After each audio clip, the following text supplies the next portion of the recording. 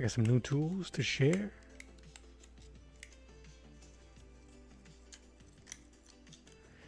Hey Sabo, I don't know why it changed my my response to you, which says Sabo exclamation point to goodbye.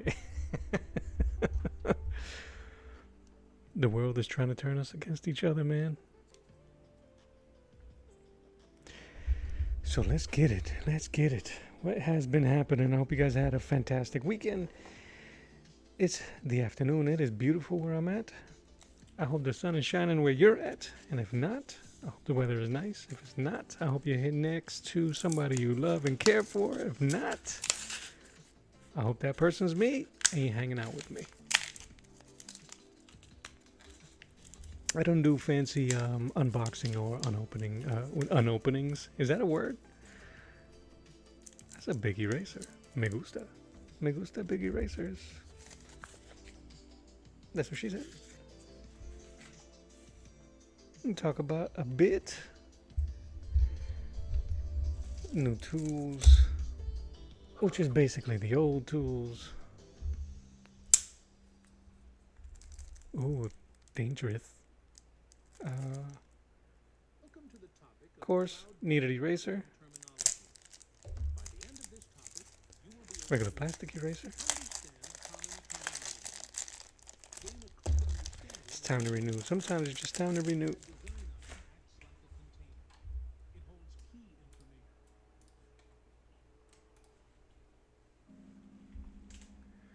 Bap, bap. I've been collecting a bunch of this stuff here. For good reason.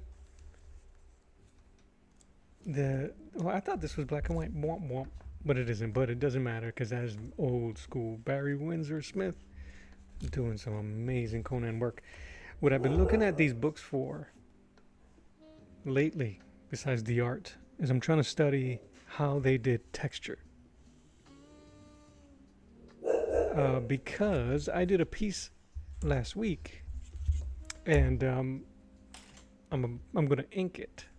Only there's certain things that I don't normally ink too often. I kind of hide it in the rendering with my pencil work, because I'm a smudger and an eraser. So I'd smudge a lot of my details so I can build using negative space and erasing.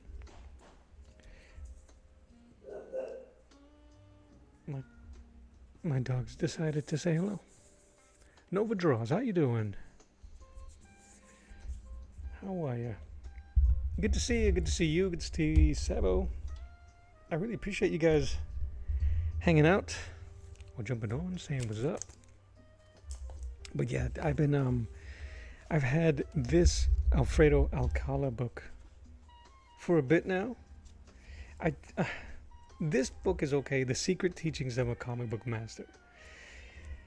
I don't know if I would recommend it. It wasn't what I thought it was going to be. It's really nice to look at, and his history is really interesting.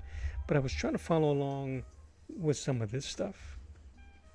The reproductions are a little small and confusing, but his work is amazing.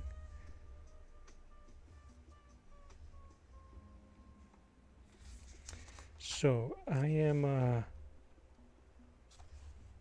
I forgot the for real significance about this, and I think it had to do with being one of the first sword and sorcery comics that came out. I think it predated Conan. I can't remember that for sure.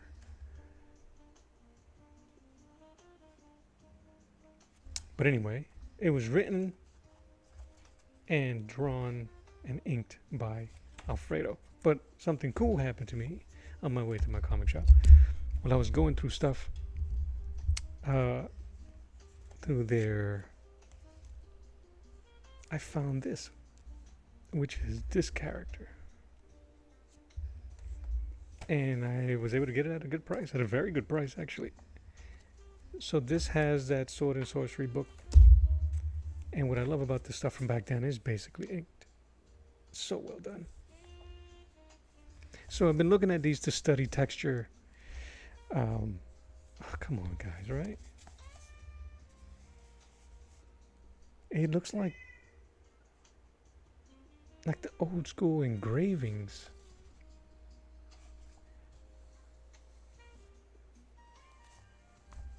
You'll go to a comic shop this weekend? Do it! What are you picking up? Do you have anything in mind? I usually have something in mind whenever I go to a comic book store. I have an open mind and something in mind to pick up, but lately I've been kind of like digging through their barbarian section. I don't even know what to call it for these issues and these books. But I'm just like pouring through it. I just love. I don't want to be showing crack in here, but look at how amazing the robe she's standing on. She's in the nude, but you can see the light playing, the shadows playing off her body. How the heck? That's one of the things that I'm really trying to wrap my head around. Creating texture with ink, right? Because for me, ink is black, and I have I don't know how well I'll be able to create different tones. I kind of hide it, not necessarily hide it. Again, I'm using those terms just because there really is no other honest way to say it, unless you start getting all technical with art jargon, and I'm not in the mood for that today.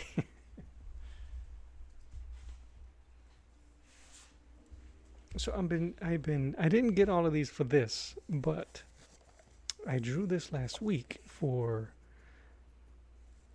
Battlestar Barbarian. The name's in the bottom there. Some fan art, a little pinup work. It's all fan art. I love the way their book is. This is Gabe Osley and Stefan Rexeidler. Their work is amazing. So when I drew it, I was using reference of a Conan book, and I when I blue lined it, I scanned it in. I adjusted some of the values because I was going to ink over it and save my pencils.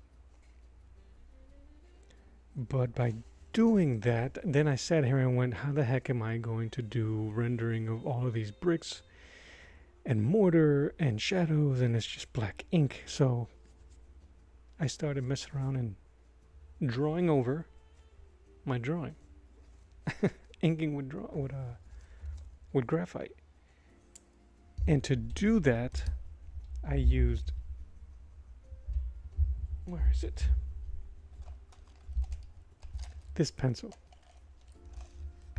a woodless pencil. This is a 4B, so it's pretty dark, so you don't have to press too much, because I didn't want to press too hard on the paper anyway, because I was treating this as if I would treat a brush and ink. So, and then I was just starting to find where my shadows would go and some of the details. So I am actually mentally inking with a pencil, and then I'm going to set this aside and try to match those shapes with my brush. So it's a little interesting. I've never done anything like that before. And I didn't want to present something subpar to the fellas. So that's it, man. That's what I've been doing. I've been collecting these, and what I love about these collections are the covers. Look at the cover. Isn't that dope? And I love that bright, warm colors over cold blue. It just had such a layer of realism and beauty and comic goodness. Some Bill Sienkiewicz painting there.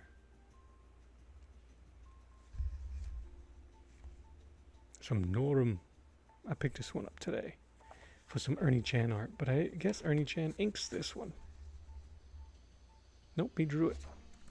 Ernie Chan is the guy that did, I did the Incredible Hulk cover after him. But I love that design again. Cold blues over warm reds and oranges. It's just looks amazing. It looks amazing. So that's what I've been doing all weekend, really messing around and going through all of these just to try to absorb it. See if I can absorb some of that stuff. Because some of the ideas that I'm coming up with lately, sword and sorcery stories, and of course, some Old Testament stories. Give me 1 second.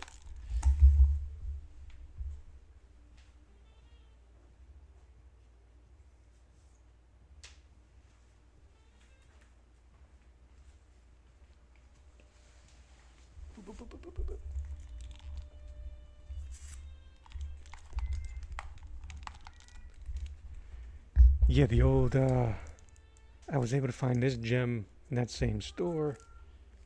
It was supposed to be a whole series, never materialized into a full series. But this thing has the amazing art of Kubert on the covers, and that's Joe Kubert, and Nestor Redondo on interiors, and that guy. How long ago was this? I have to Google when. Actually, definitely sometime in the mid '70s. I would pop this open. I just been. I was hoping I could see the date in here somewhere, but yeah, man, I actually prefer the look of the comic issue. The pages have been aged a bit because of 30-40 years of being in existence. This book came out in 2012, this reprinting, and is as sharp as it'll ever be, but aesthetically it's kind of gone. I love the feel of the newsprint, and the ink just looks like it looks better on that newsprint. So anyway, that's what I've been doing. I've been looking at a lot of this stuff for rendering tips and just composition and, storytelling. Anyway, that's what your boy's been doing all weekend. All weekend and beyond. This is a little study based on some of the stuff that I've been looking at that I did this morning. It's David, the shepherd, grabbing his stones to face off against Goliath. I had a couple of ideas for this. Here, I'll show you guys.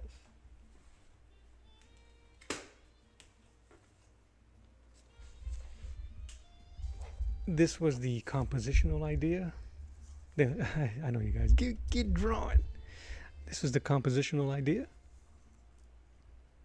David grabbing the stone and a giant Goliath. It's kind of like the idea, what I'm trying to aim for. That's what I have in my mind's eye, or had last night when I get some stone rendering. Little Thor action, some stone rendering. I saw a nice image on Pinterest. I was trying to follow along. If you guys go into Pinterest and do stone texture and ink, you'll probably see this exact drawing. I think this is Alfonso Dunn. Alfonso Dunn has a book that he did on rendering different types of texture, rock, water, stone and rock is the same, but anyway, brick, trees. He has a great book that I should probably pick up, but I have not. But yeah, so based on that initial sketch, this will probably be too slow. Too small. I did that change of composition. because I'm trying to break down now the scale of Goliath.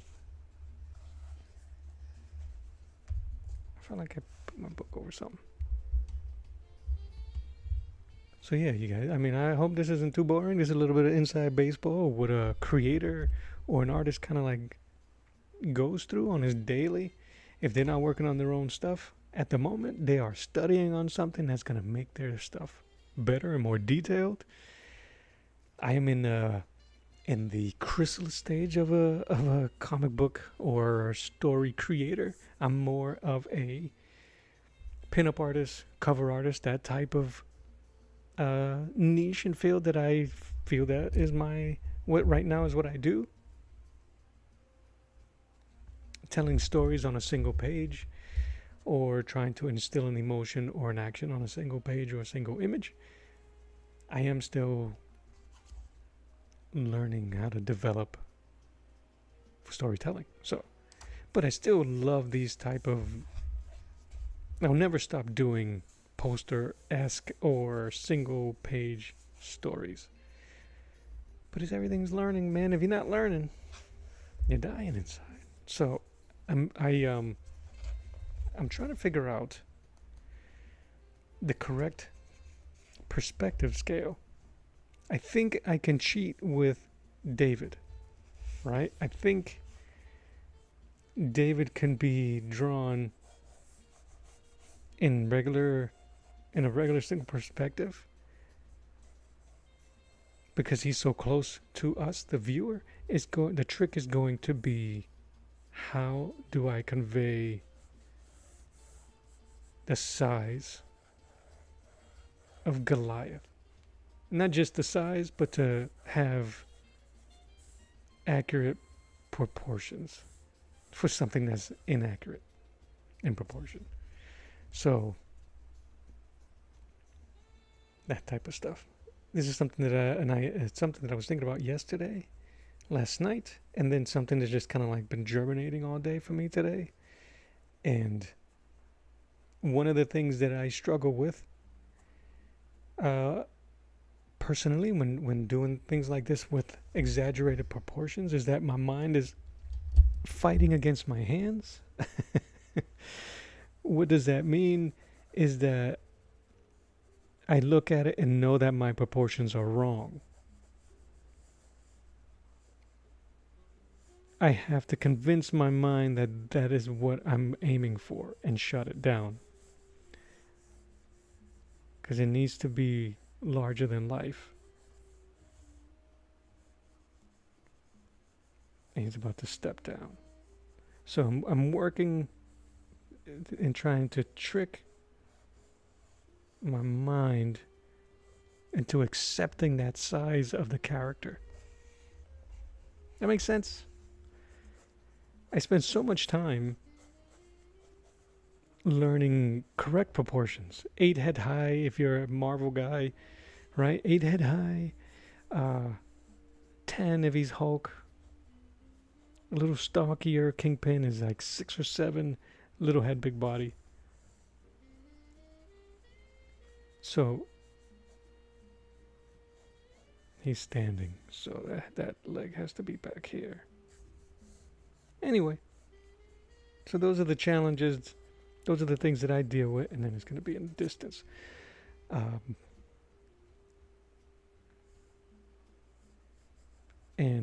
I might have to, honestly, the people that make this look the artists that make this look very simple, not simple, but very attainable, are manga artists. Especially the gentleman that did Fist of the North Star. His characters are so larger than life, and he draws their presence more than he does the figure. So sometimes it'll be an introduction of a character, and their presence is so big that he will make them the size of a mountain. That makes sense?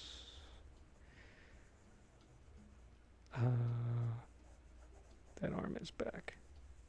He's a cocky fellow, this giant, so spear over his shoulder. So if I can make that work, where Goliath is that big.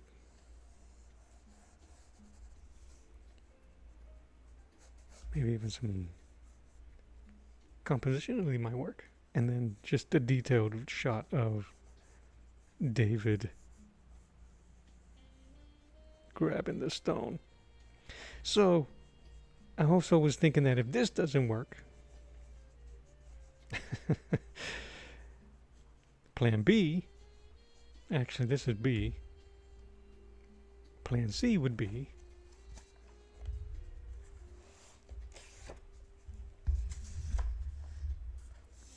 I still want to work on the size of the giant, so have the giant that big.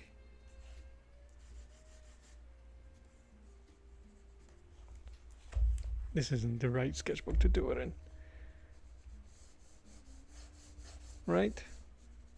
And in the foreground, have David's hand collecting the rock.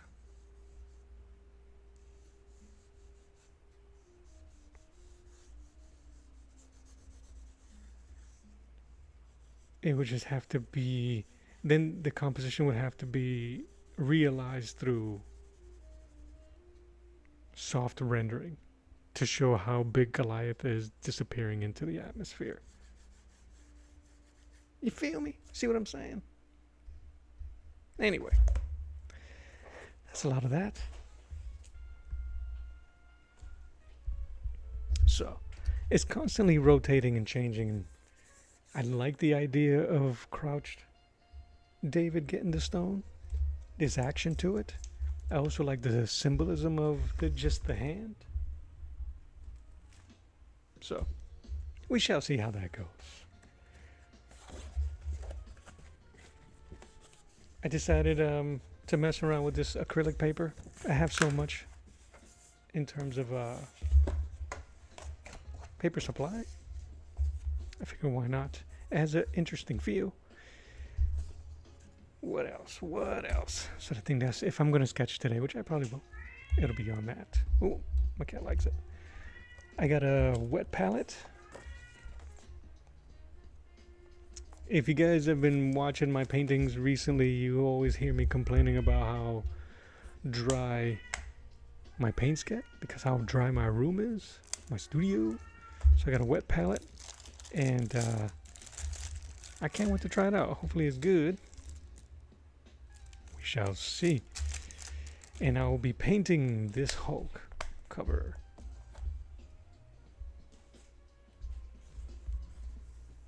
Hulk on artboard.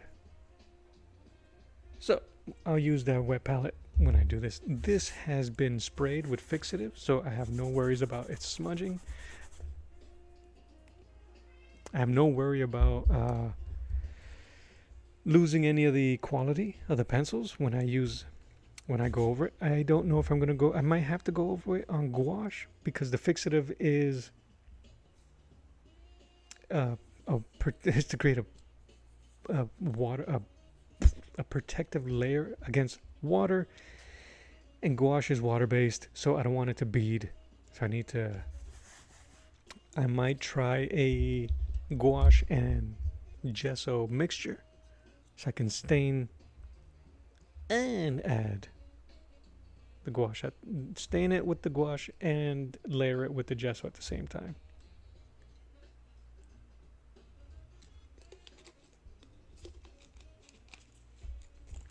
So that'll be interesting. Hey Ike, how you doing? I'm just going through some of the stuff, some stuff I was thinking about and worrying about and not worrying about, and tools and supplies. Where's my? Oh yeah, so I might just pencil ink that.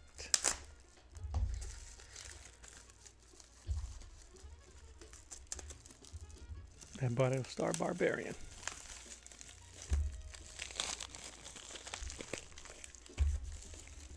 So that's fantastic, man. Good evening. It's evening for you. So good evening. Thanks for hanging out. Have you ever messed? I know you haven't messed with pencils in a while. I'm always asking. I feel like I'm always asking the same thing. Uh, have you tried when you did mess with pencils? Have you tried the woodless, graphite pencils?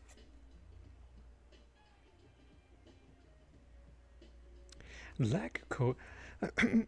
Perfect art woodless graphite pencils are made from the finest graphite. They are lacquer coated for clean handling and have a solid, weighty feel. So, I was at a cheap art store or a cheap store. It wasn't cheap. Where was I? I was at Ross. And they have cheap art supplies, inexpensive art supplies, and they had a woodless pencil. Then I remembered that my daughter had one, so I went home and borrowed my daughter's, and I liked it so much that I bought it back.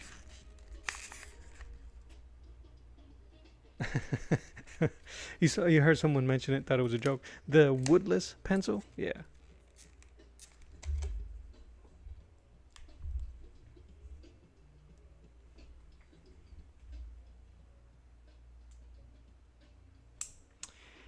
I feel like I shouldn't be doing this with a knife, but we'll see what happens. I wish it was I wish I had a container or something.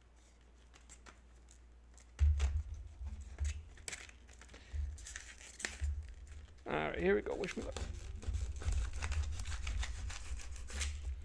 But the pencil it was really nice. So I'll tell you why I was using it. This one is a 4B, so it's really nice and dark, and you don't have to press too much on it to get that dark line. I finished a drawing last week, one of the last things I did last week, and I was prepping it to ink it, but then I got a little bit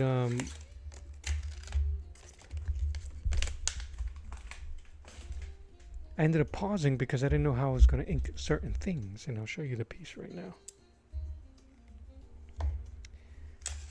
Let's see. HB, 2B, 4B, 6B, 8B, and a EE. What's double EE? EE.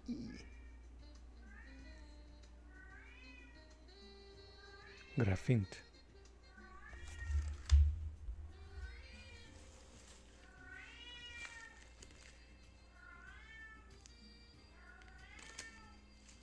I think they misspelled graphite.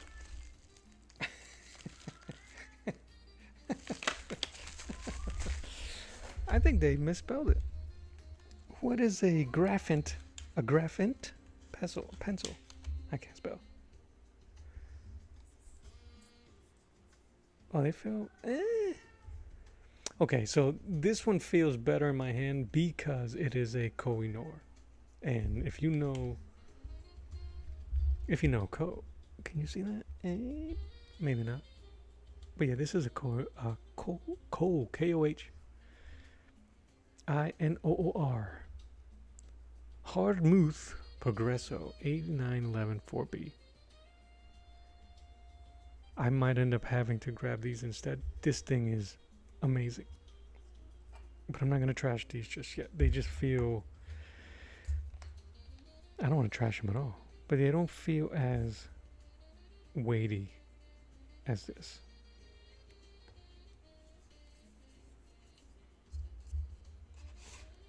Alright.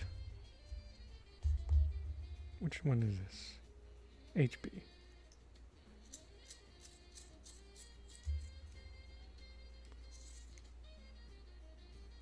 I actually like it better for the sharper lead, but I am a nerd, so I'm gonna sharpen all the leads, and then I'll show you guys on the paper. Do a little.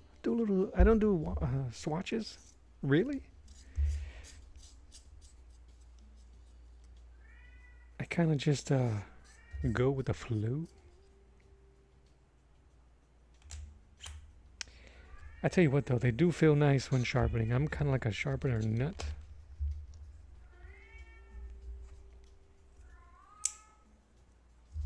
Yeah, my cat's been chilling all day. As soon as the camera turned on, she started performing. If you are a graphite smudger fanatic the way I kind of am, those shavings would be chef's kiss. All right, let's re-up. That one didn't sharpen as well. They have a weird divot at the back end. It must have been where they held it.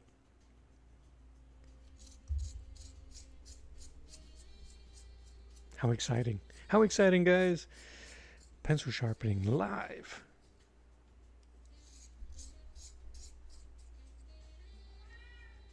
I guess that's not too bad.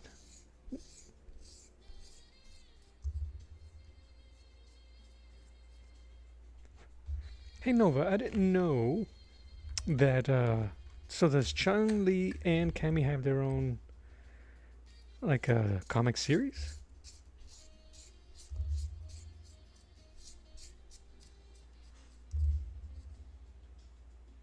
Oh, I like that one. I want to see how dark that is.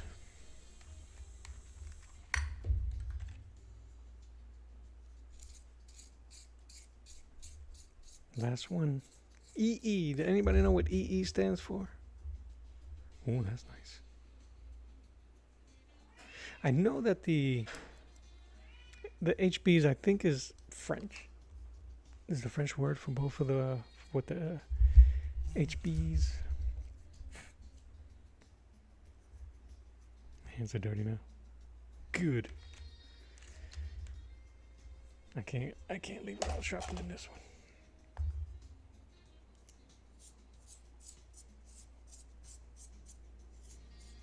You guys want to hear that? Yo, no ASMR?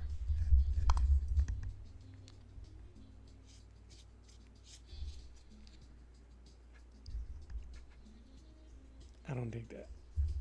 Also, you guys probably heard me last time complaining about my lead pencils, how I couldn't find any good sharpeners. I was using this thing, which is hit or miss, or makes it break. And this came with one of the packets for those, and they're not very consistent. This, the Uni. This thing is dope. It's a little small, but flip the top. I want to show you how sharp this thing is. I've already sharpened these, but look at the sharpness of that lead. That's a weapon.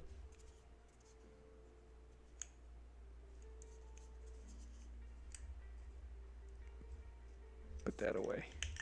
Yeah, and that's from this little small sharpener. Any of this stuff grab your attention, you let me know. I will share the links with you. All right. I had... Move this aside. This little one, man, is so cool. It's so small, but all you really need it. This is for 0.2 millimeter lead.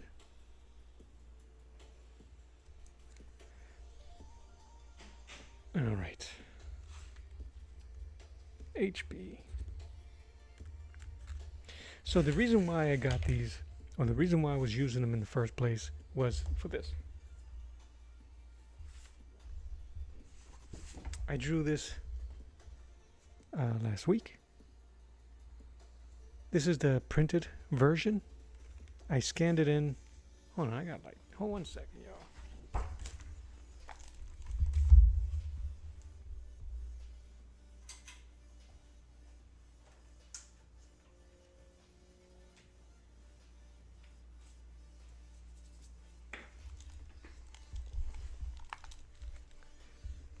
So this was the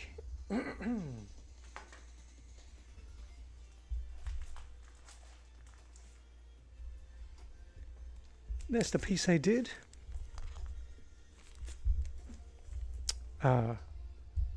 last week. I think it was the last thing I did. This was so fun to do, and what I did was I took this cover drawn by I think the cover is Buscema. Yeah, cover by Buscema. So what I did was I kept mostly the two bottom figures.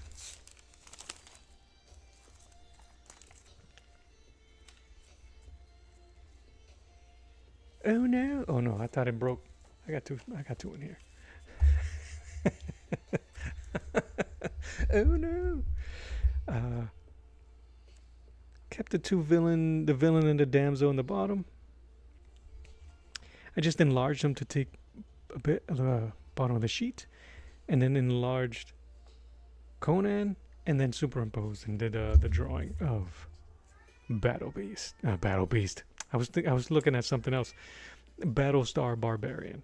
Battle Beast is dope too. I might have to do a drawing of him.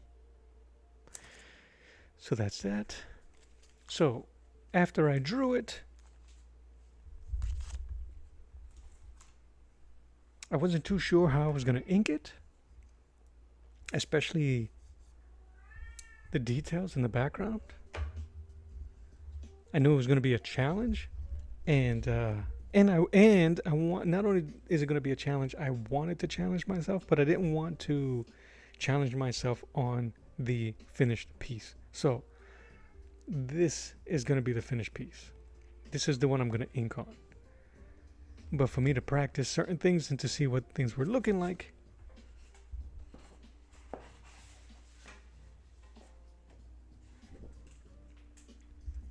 I started doing pencils as if it was inks. And because that 4B is I really don't have to be too harsh. I can practice the weights, I can practice my lines, and it'll feel like inking. Problem is, it's already smudging, which I didn't want. I don't want to work on this as if it was for pencils. You guys feel me? What I wanted it to, it's almost like an ink simulation using graphite. Ink simulation. So that was the idea. And it was really good. It was comfortable. And it was working for the most part. Now I can figure out rim lighting, certain details on the arm. I'm going to go with the 4B.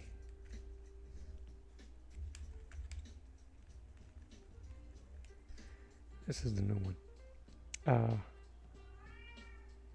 That way I didn't have to, I can work my mistakes here. This is something I've never done before. And it was helping me get comfortable. So I'm going to continue this page that way. But I wanted to do another quick hand and wash study, and then we'll jump on to this. Because today we just chilling. Freeform Tuesday. It is a re-entry. So I'm going to put that aside.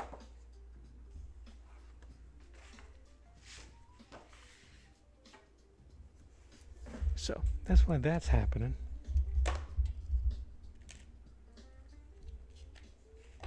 Alright, let's see if we can draw something. That's what you guys came in for. That's what I want you guys to hang out with me, folks. Do some drawing. I had an idea in mind. I got my hand model here.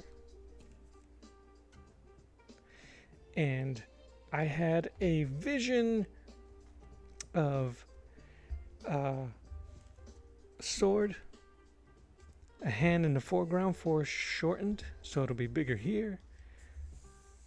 The arms, and then Conan's or swashbucklers. Let's just do Conan. Why not? I've been looking at so much Conan work. Conan.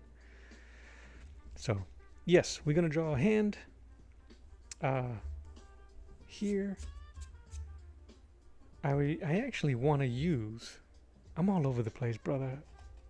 I actually want to use this. This is my Sketch and Wash pencil. This is what I used for this hand. Do you want me to? It'll be kind of cool. Ike, I'm gonna see. Let me see if I can put this hand on screen. That cool with you? And if you want to mess around, we can do that. I don't know, it won't match to my angle unless I move the camera. So that might not work. Unless I have the camera right in front of me. So that might not work.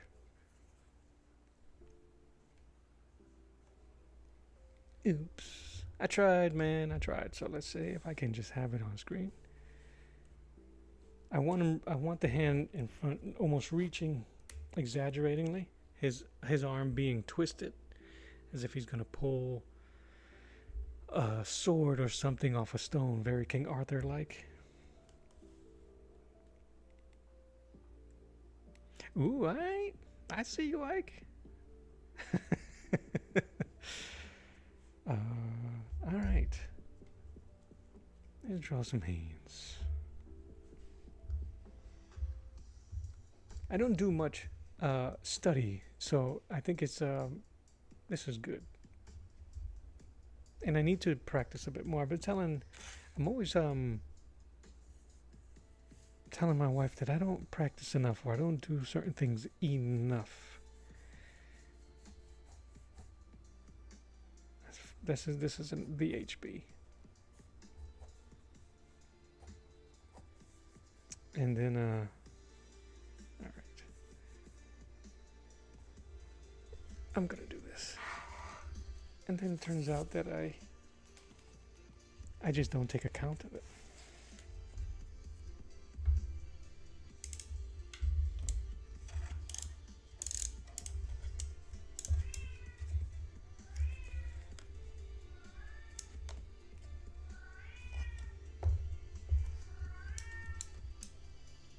I need to get a better easel for my table here.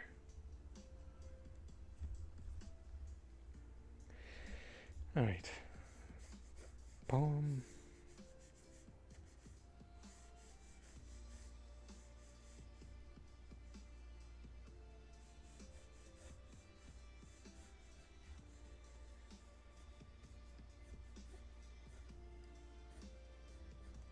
When you're drawing the hand like this or anything like that, are you going, what's the word I'm looking for? Well, it would be different, right? Because I'm using reference. So when I'm using reference like this instead of the hand, I'm looking at point of reference, certain spots in the hands to mark my measurements. I guess what I'm asking is, when you're doing from memory, are you being a bit more scientific with the hand? Are you going old school with the building blocks of the hands? I don't even know if I asked that right.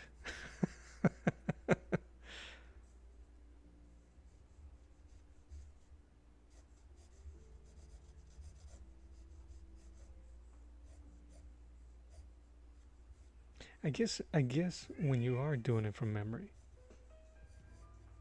you have to do it that way. And I'll do one up here. I'll move my hand away and see if I can do something from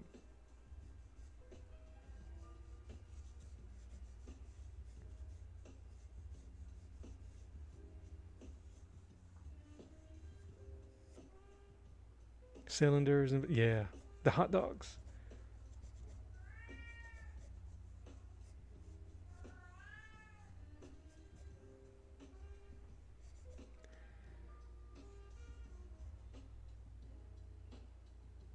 And they look good sometimes. Yeah.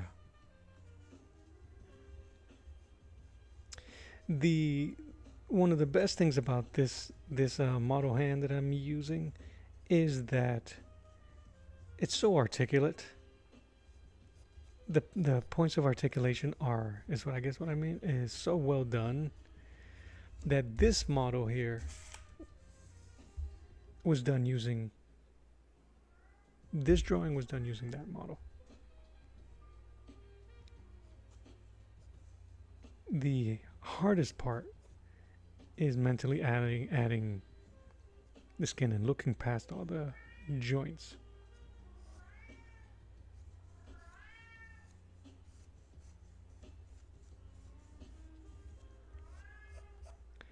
But I don't know. All right, so that's the elbow because his arm is twisted.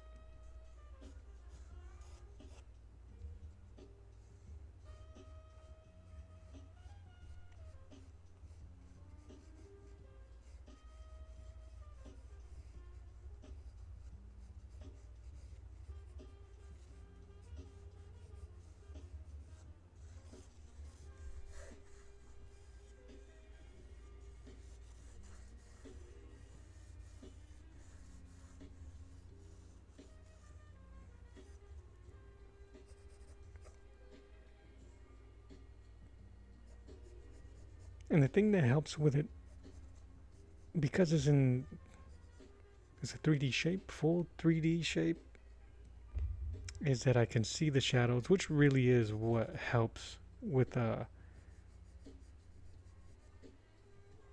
fulfilling the form. The shadows really do take a lot. Whenever I'm having trouble drawing hands from imagination, but I have like an idea of what I want, I usually try to draw the shadows and then erase the negative spaces for it.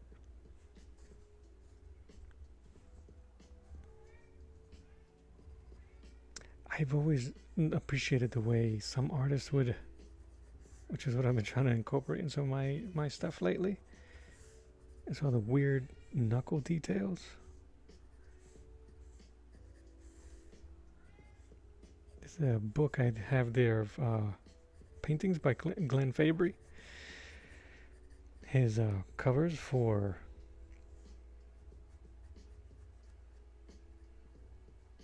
Preacher series. But I have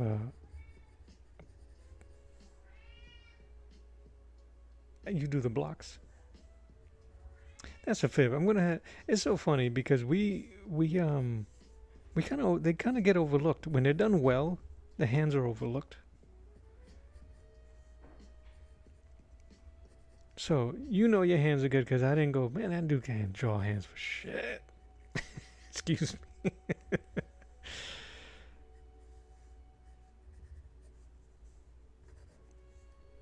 There's so much story that you can tell with the hands.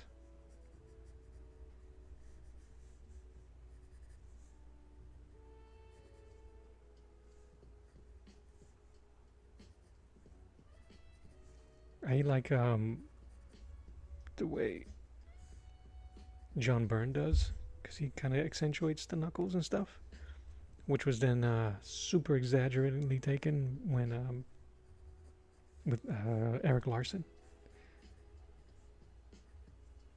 where it just looks like bones. I know you guys know what I'm talking about. Yes. A little spidery and sensual.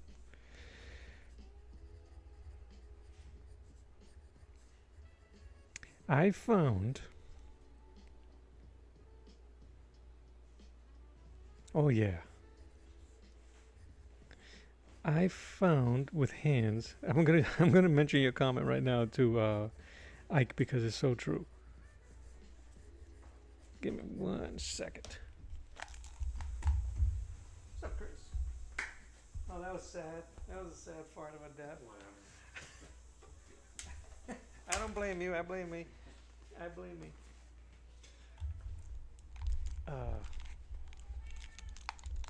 Yes, hands are like cars. You see them all the time. You assume you can draw them until you start and have to add detail. Oh yeah, bro.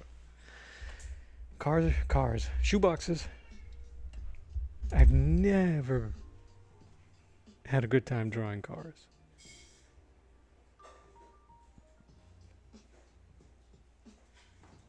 And where am I? I'm right here.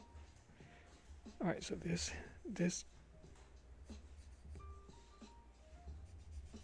disappears. The wrist.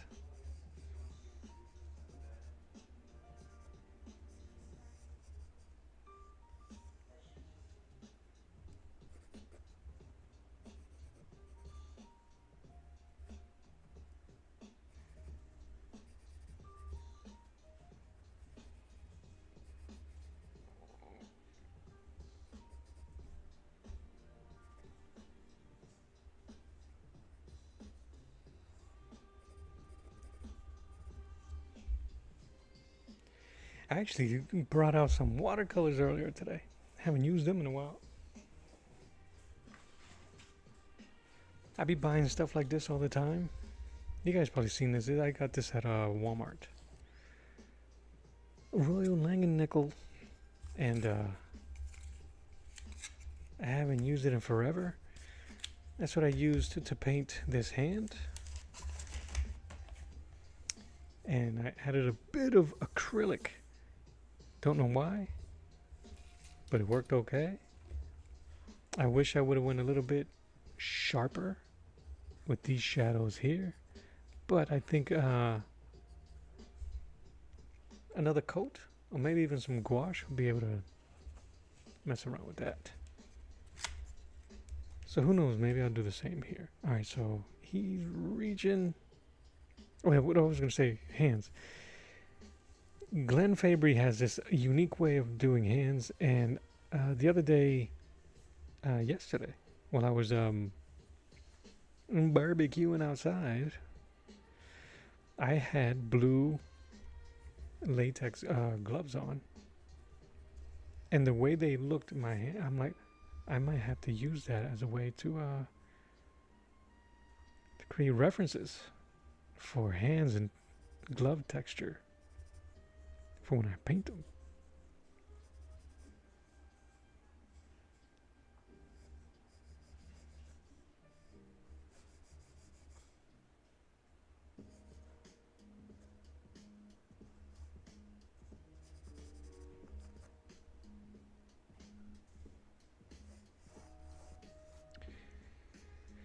Now,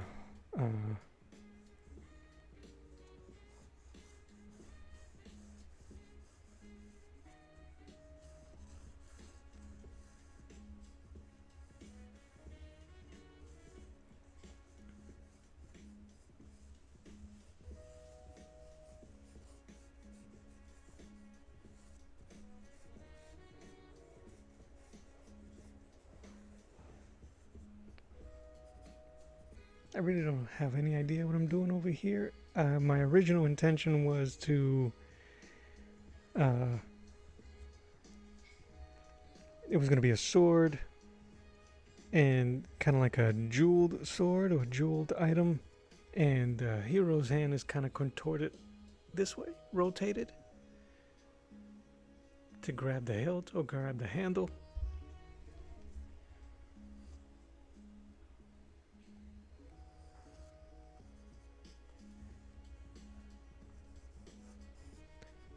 So now I have to imagine all of this I'm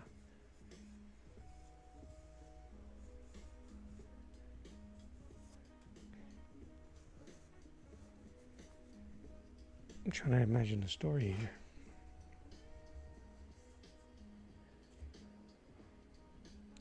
Or he's pouring an invisible cup.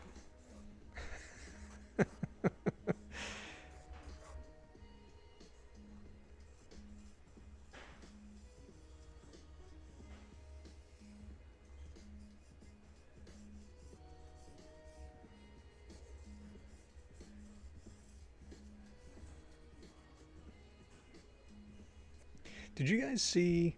You ever see the video on the trick on creating shadows or where the shadows would hit. And I guess this sword being here, I guess I would have to imagine myself in the other direction and see where those fingers cover, and that would be where they would cast shadow. And it's like, well, duh.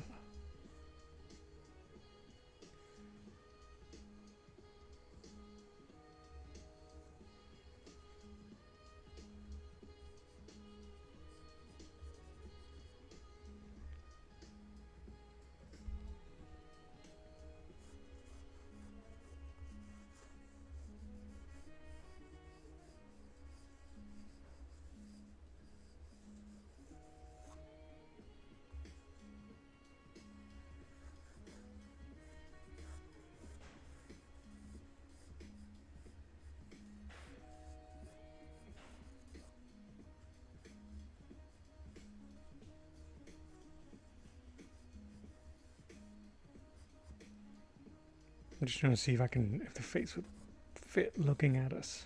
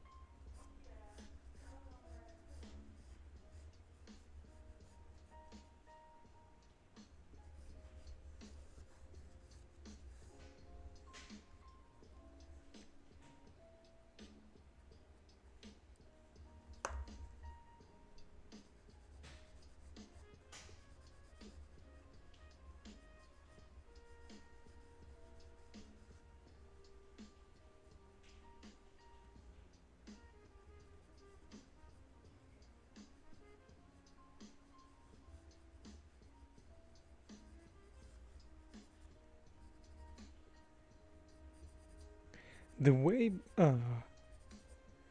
Barry Windsor Smith used to draw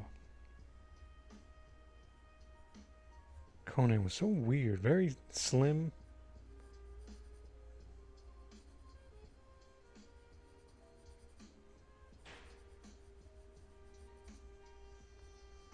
Before everybody started drawing him like a tree trunk.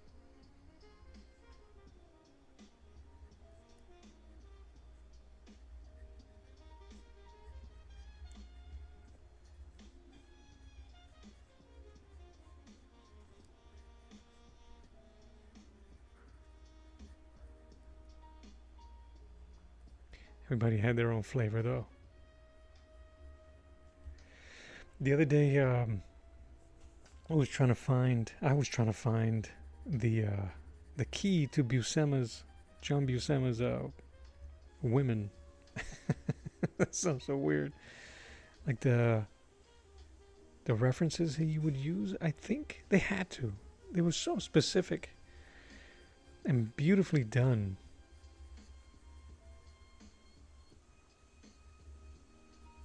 And I came to the conclusion, my wife and I came to the conclusion that Buscema and them must have used, or Buscema must have used Sophia Loren as his reference.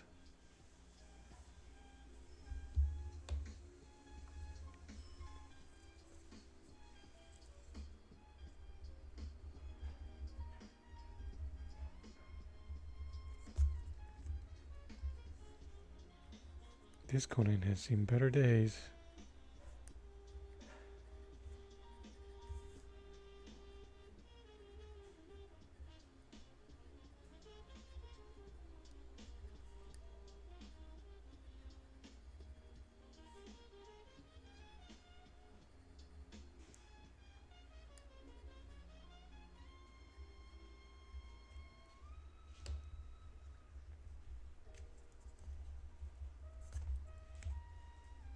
Well, the good thing is I don't really have to draw a handsome man.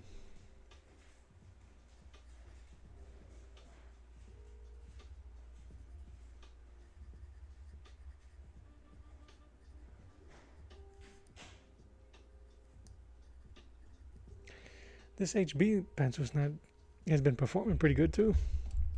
I'll take it. I'll keep it. All right, what is this?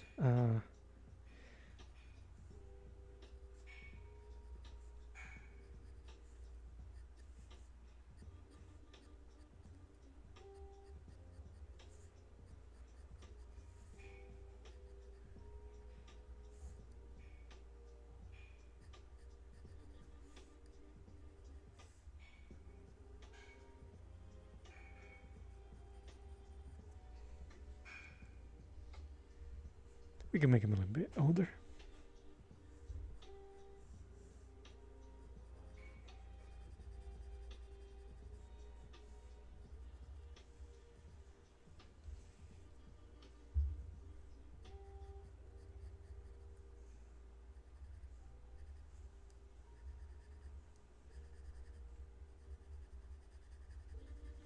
I don't really like this paper. The texture on it is too uniform. So everything is, it just looks like a perfect grid.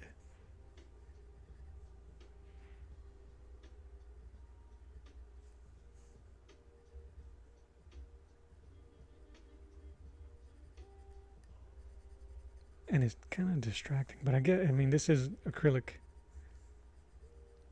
for acrylic paint, so.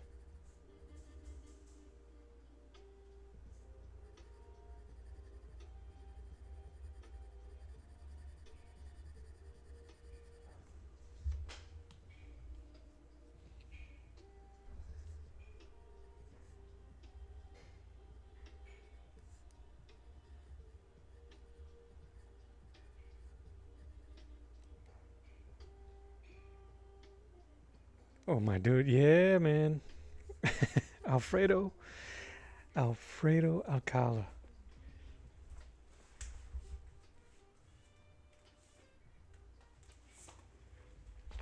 I've been poring over his stuff that I can find online, but I've had this book here of his for maybe a year,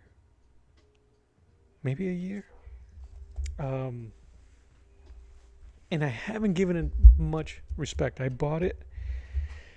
I can't remember even my mindset for when I got it. And I looked through it and I read his story and I thought it was his story is really cool, and I went through. There's a shot in here, man. It's from this book, his book here. Like this shot here, it's not very well represented in this book because they shrunk it down, right? Look at this thing. So I bought that book, and then I found this, which is what that book over there is chronicling.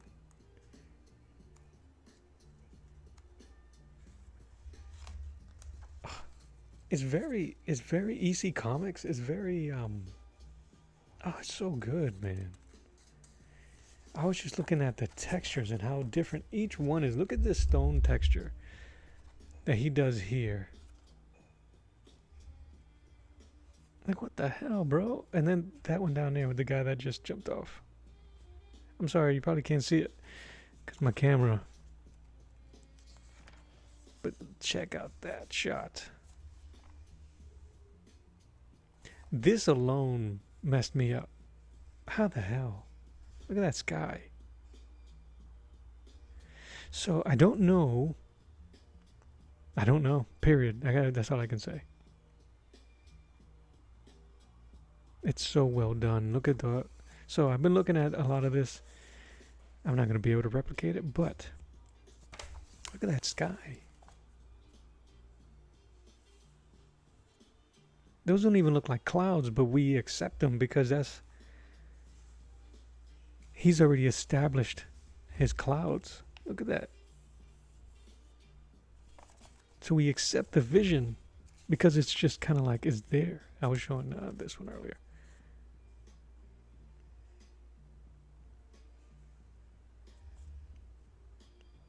It's so good. It's so good. And there's another story in this book where you can tell it's a marker, or they may have been able to use, whoopsies. Um, I don't think it's that dual tone paper.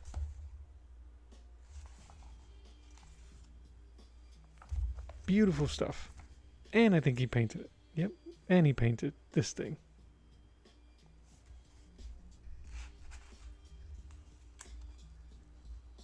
Ages. Yeah.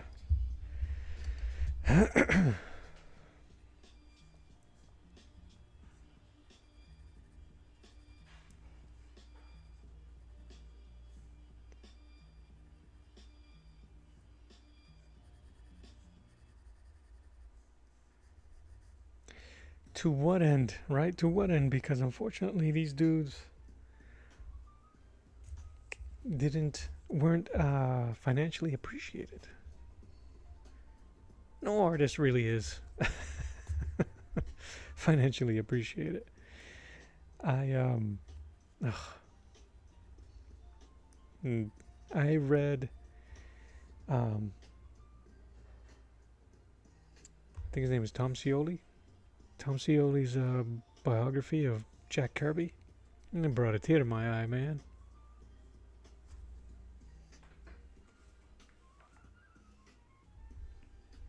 Let me see if I can steal this guy's Conan here.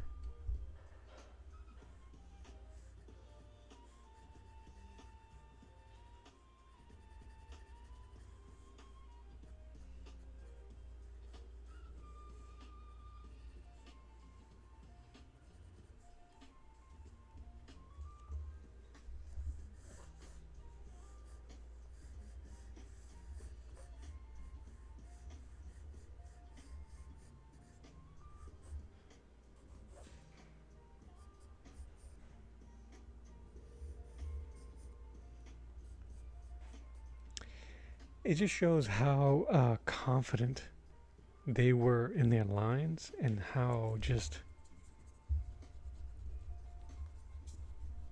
it didn't matter. And that's not even the right word. They made you believe that that was the line work. That it was that's it's so weird to explain.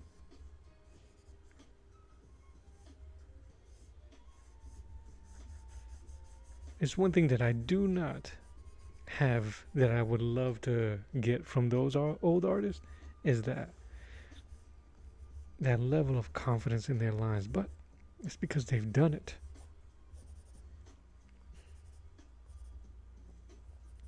And you can't tell them it isn't how the line's supposed to look because they freaking invented it.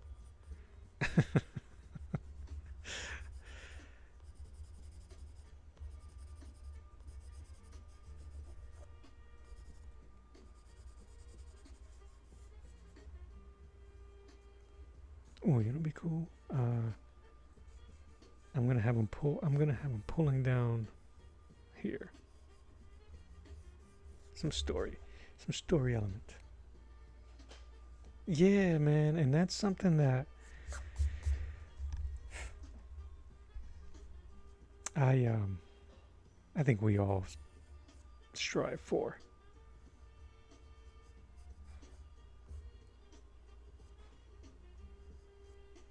And you could tell. I think you could tell a confident artist and a one who isn't comfortable. Oh, you like that? Extra syllables in it. Comfortable with their lines.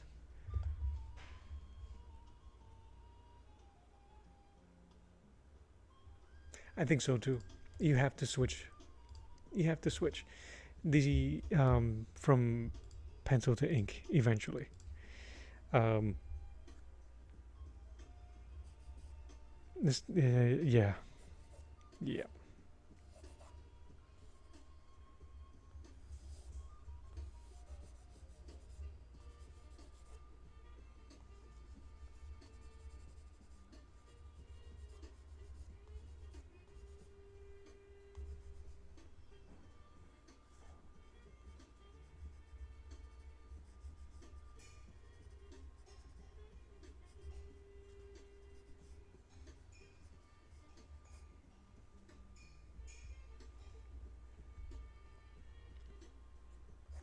My thing is that I can hide a lot of those art insecurities of mine in pencil.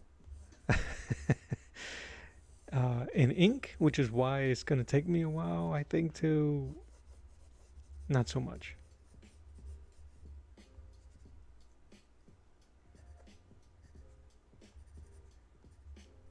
And I don't take that as a dig against myself. I think that is a very realistic assessment of where I'm at. Um, I'll get it done. It'll take me a while. I think at first it'll be a lot of copy, right? A lot of just looking at these artists, like what I'm doing now, copying that line until I understand why they were making that line. That's the hardest part of trying to learn from or take from an artist. We don't know what their aha moment was. We don't know that moment where their mind, where it clicked and they figured it out. We have our own, but it'll never be the one they had.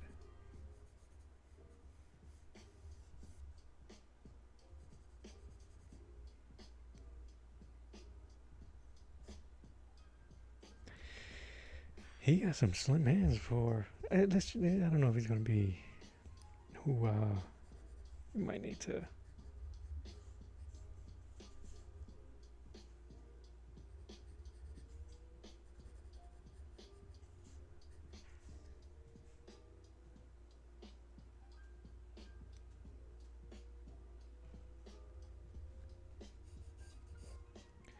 All right. That's the sword. Yep.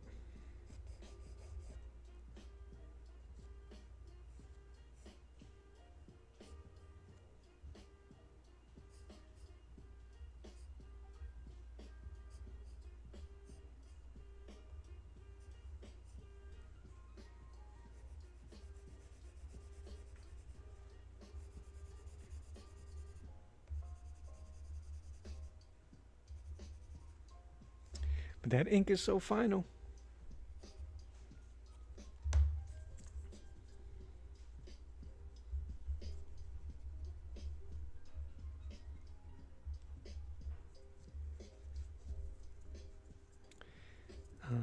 Where did I put it? Oh, yeah, up here.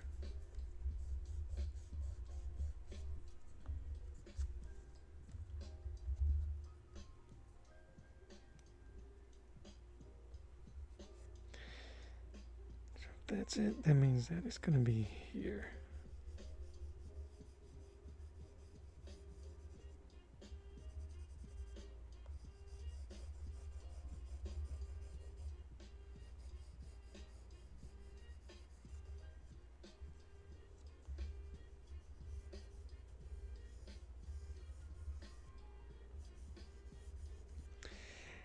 Yep, 1,000 pages, 1,000 images, 1,000.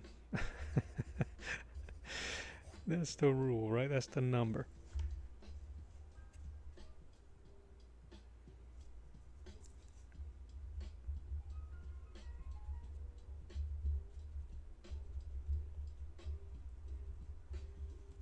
Thousand. Shoot.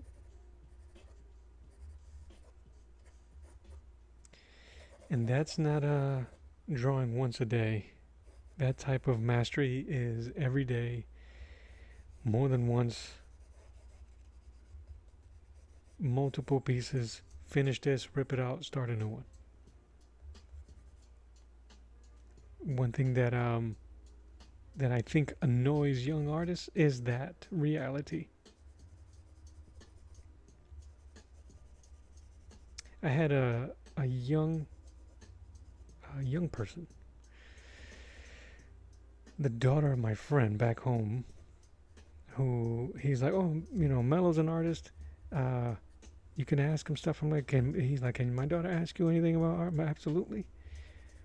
And I showed her some of my artwork at the time. This was several years ago. And The first question she asked was, how long did it take you to get there? And I said, I haven't stopped since I was this age, this, that, and the other. And she kind of like turned her nose at that reality. And I said, oh, you don't want to do this then. This isn't for you then.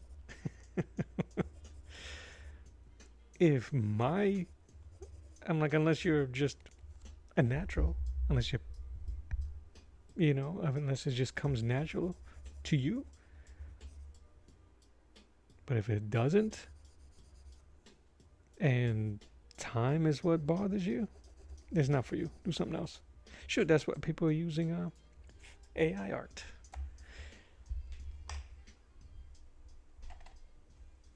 Because this isn't for them.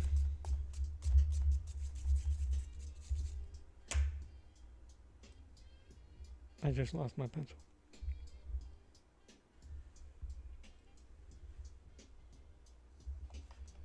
What happened to my pencil, yeah?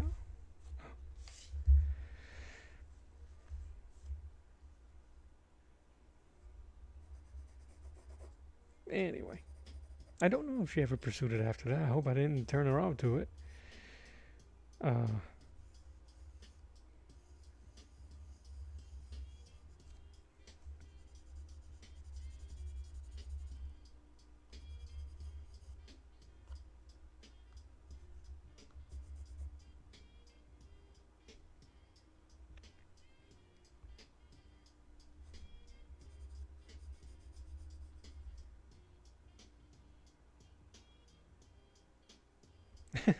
Yeah. Someone asked Rembert Montaud if he was completely happy with all the drawings he makes, and his answer was no. It has to continue, right? The learning has to continue.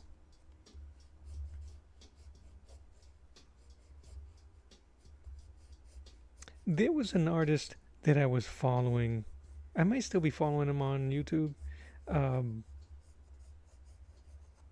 one of the things he said, because he was trying to help and encourage other artists get their stuff and become successful or just start their career, and he was helping them. And I agreed with most of the stuff that he mentions, except for one thing, which is find a niche, find a style, and stick to it. And I think that only should. I don't know if that's the right thing to say to young artists, though. Because then they'll never understand how Picasso went from amazing realistic art to his cubism. They won't understand how Van Gogh went from realistic portraiture to expressionism. Yeah, some people is great advice, and I think that the problem is that if you cater to YouTube artists, that's the advice they're gonna go for. You know, I don't think I'm a YouTube artist. I'm an artist that's on YouTube. So it's difficult for me to stick on a niche because it's not going to happen. I'll draw Swords and Sorcery today. Tomorrow I'll draw Powerpuff Girls. Like, it doesn't. I just might do that. And maybe I'll ink it. Maybe I'll draw it. Maybe I'll do it in the cartoon style. Maybe can you? Sure. And be successful. Sure. That's not going to fly anymore, especially in this age of I could get pencil art off a prompt. I can get paint off a prompt. I want to show him pulling on his hood here. Let's see. So this is going to be the trying to draw the hand via memory. Let me move this.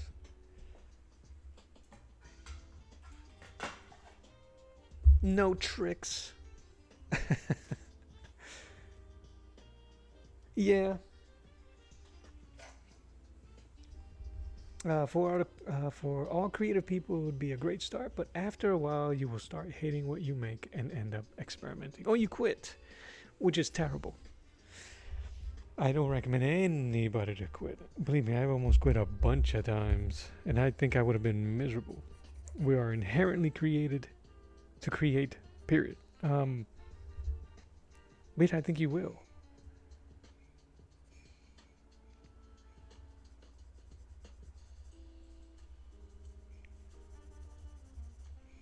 You know, I thought it was silly earlier when I was using the Zorn palette to paint Daredevil. Zorn palette is one of those.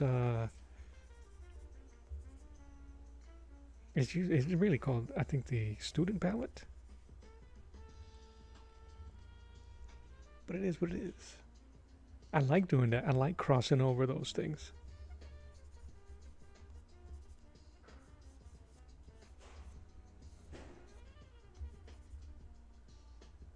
All right.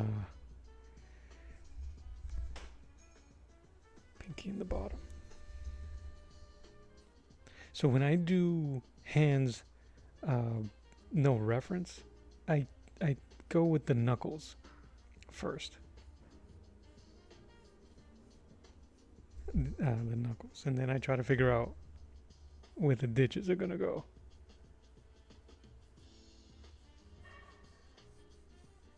And that's the bottom of the palm. It's usually the folds, man. The folds is usually the hardest part.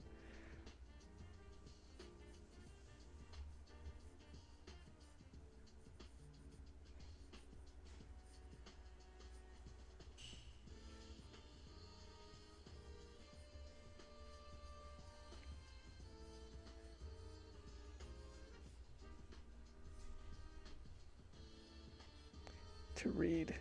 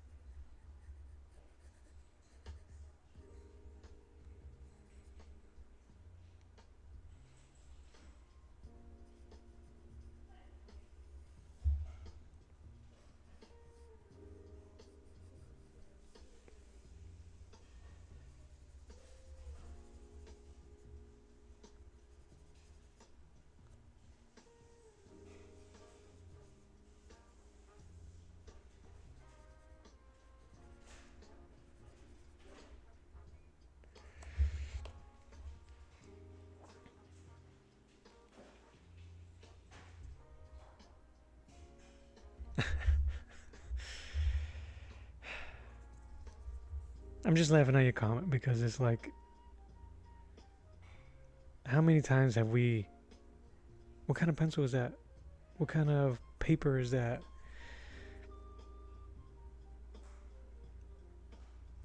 You know, we're over here. I'm over here talking about woodless pencils and all this, that, and the other.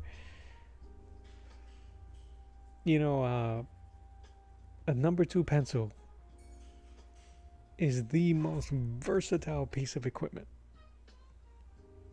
Period.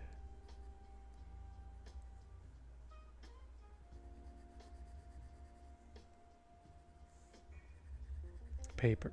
That's one thing about when it comes to paper and recommending paper and stuff like that, I don't bother so much because I treat all the pieces of paper the same. the issue wasn't the pencil. No, I thought so too, man. I thought, is this, that, and the other, and I still kind of fall into that trap. I'm not gonna lie. Oh, I wonder what paper that is. Oh, I can't draw. I'm having trouble with sequential art because I'm not using the correct type of grid lines or comic book paper. I'm constantly reminded, bro, that there's an artist out there that uses cow manure. So, yep.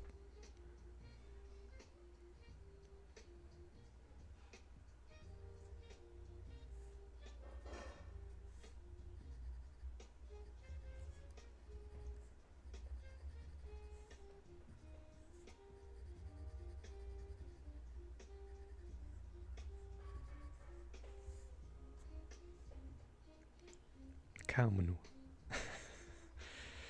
So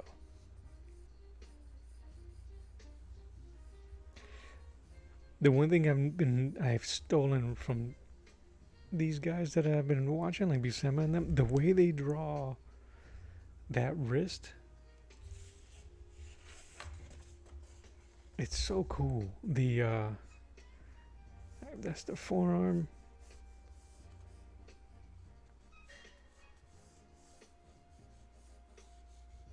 It always flows.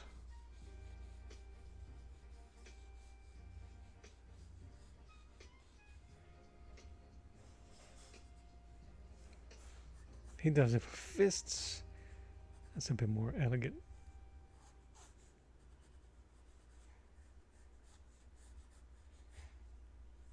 That'll read.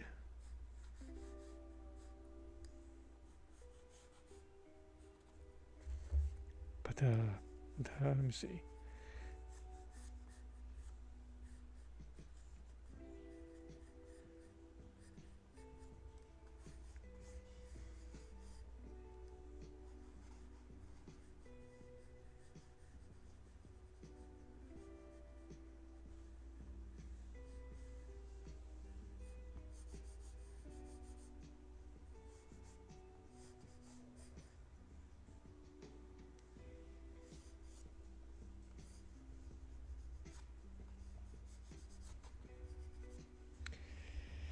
Yeah, quick fist.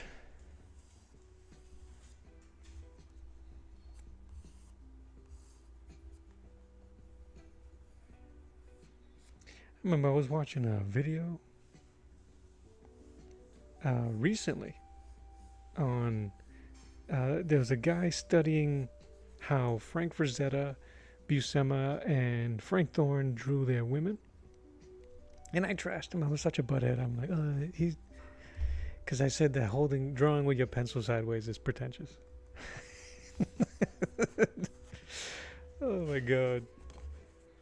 What a tool bag.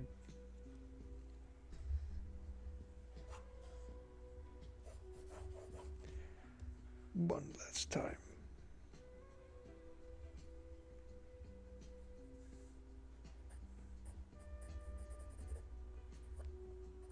Alright. So if I was to use this like I would charcoal.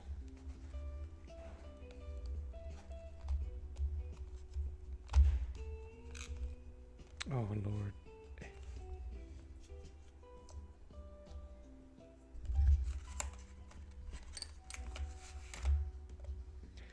So the first pencils was HB. The most of this drawing on HB.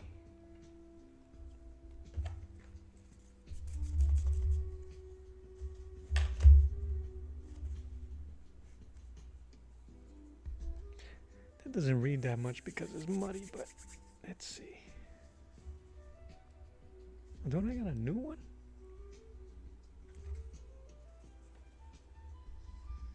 Let's put them to work.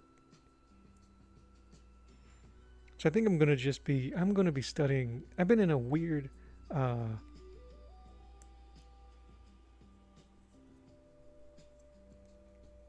am I thinking about? I've been in a weird study phase. Been looking at a ton of 70s artwork from these guys. Buscema, like I said, Ernie Chan and Fredo as we call him.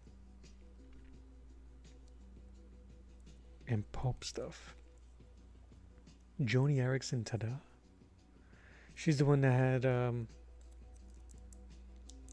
no hands, huh? Well, dude, I was watching in season 2 of Landscape Artists of the Year. This dude was a watercolor painter. Had no hands. Born with no hands. Was painting with his feet. Drawing with his feet. And then he would paint with the brush in his mouth.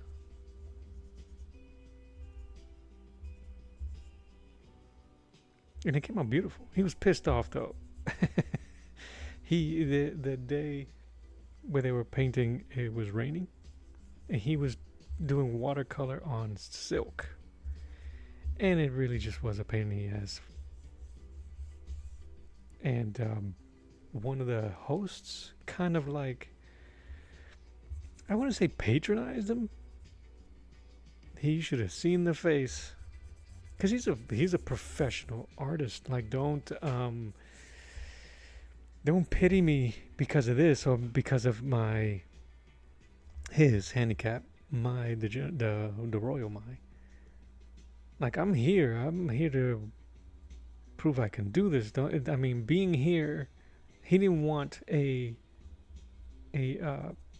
participation award. It's the face that he gave. You could feel it.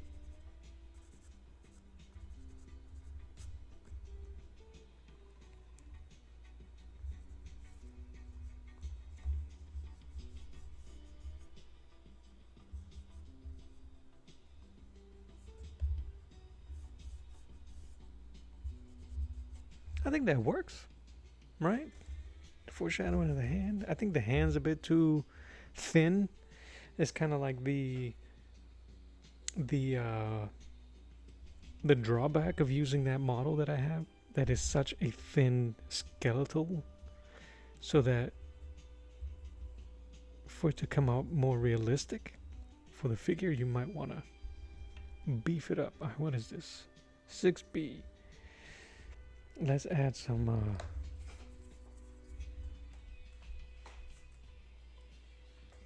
line weight.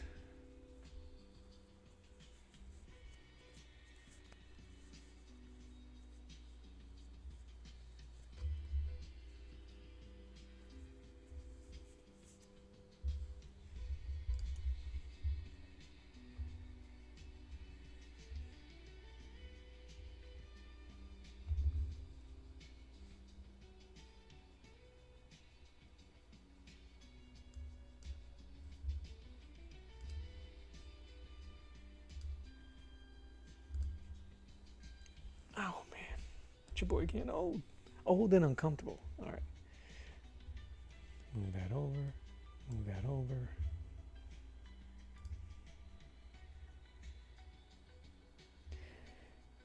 One of the first drawings / paintings I did on this paper was a god awful Icarus of the Celestials. That was trash.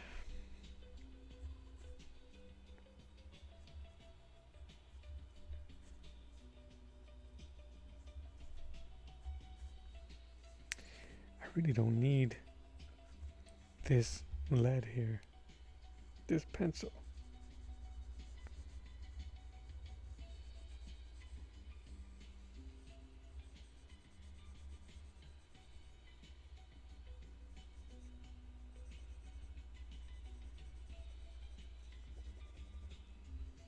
But I need some of these lines to pop out.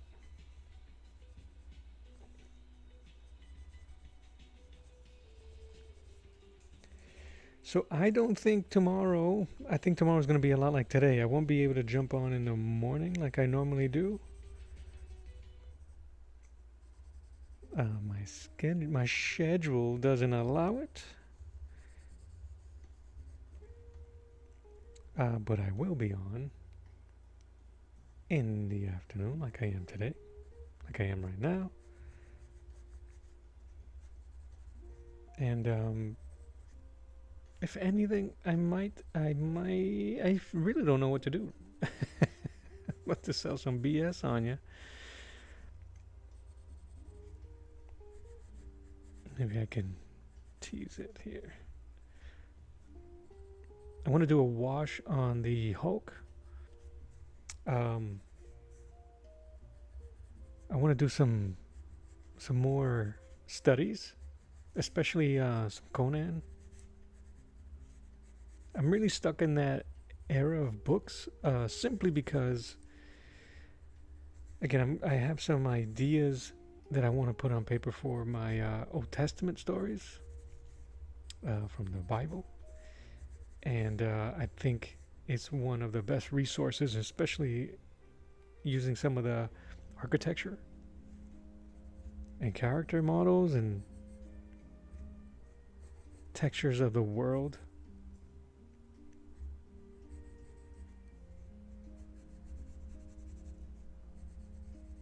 But they're making a big deal about the Liefeld Youngblood finally getting its 100th issue, and he should be ashamed. No, I'm just kidding. 30 years, 20 years later, and now talk about mismanaging your squad. But hey, it's his squad. I'll give him his flowers. Maybe I'll do something for Youngblood. Wouldn't hurt me none. I tried when they left. I really wasn't much of a Image fan. I was more of a fan of the artist than I was of the art, the stories and the stuff they were putting out.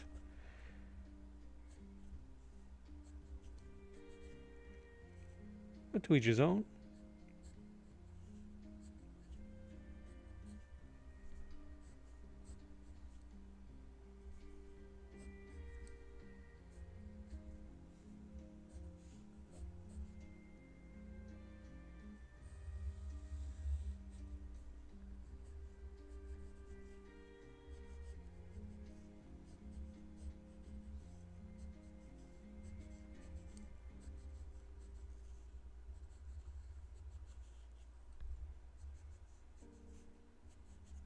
What else?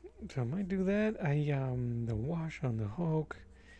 I'm gonna keep pencil inking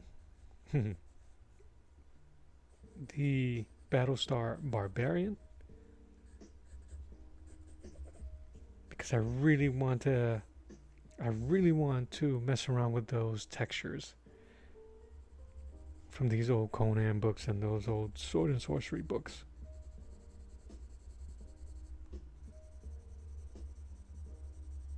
Just because I really want that pinup, that fan art to stand out.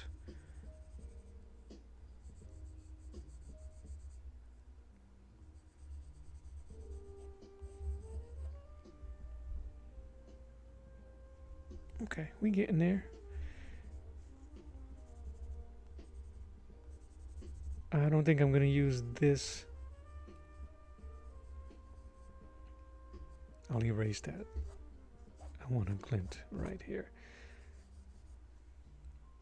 I'm not gonna put too much of this sharp lead, this 6B further up, because I want him to be subdued back there. I don't know if I like that mouth though.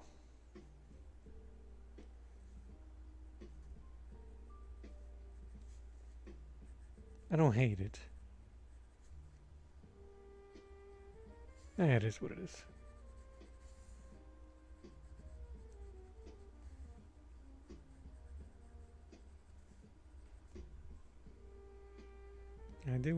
I did exactly what I said I wasn't going to. I'm just gonna add some shadow here then.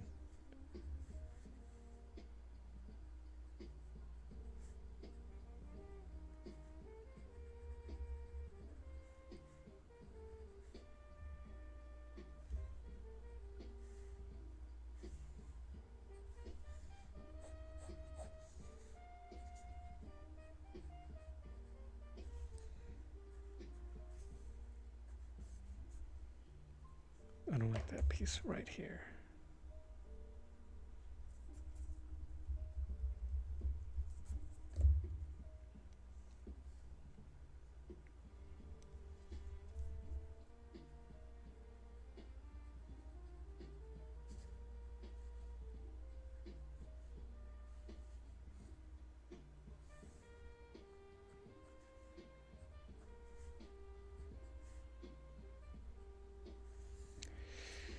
But the whole thing is I'm trying to stay busy. I'm trying to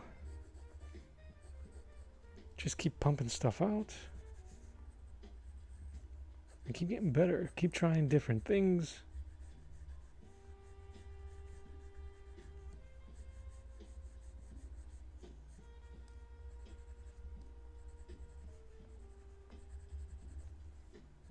And keep painting.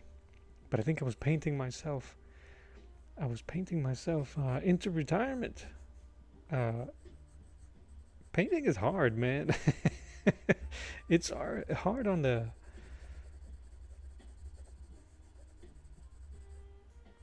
brain pan. It's exhausting.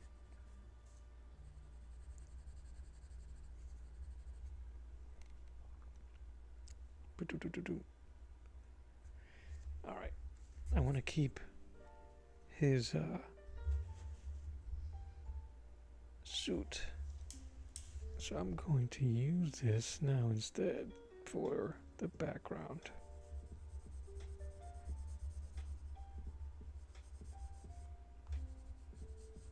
Maybe fake some texture here. But yeah, man,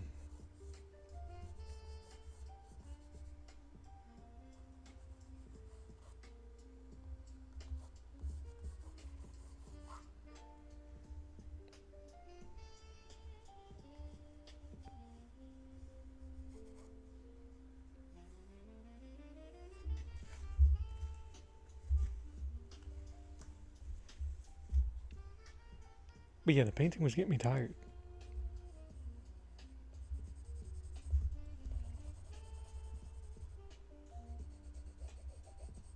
So the last thing I painted was the Wolverine X-Men cover, the Uncanny X-Men cover.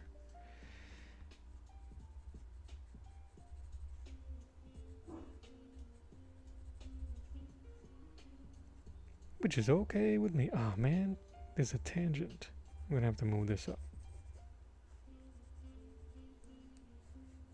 This line here matches too much with his bracelet, so I'm gonna have to find a way bracelet to change that. Hopefully that worked.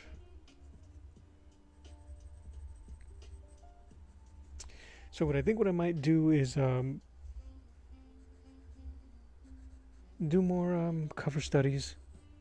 I've got a bunch of beautiful black and white Conan stuff that I would like to try to study. Best way to study is to do it.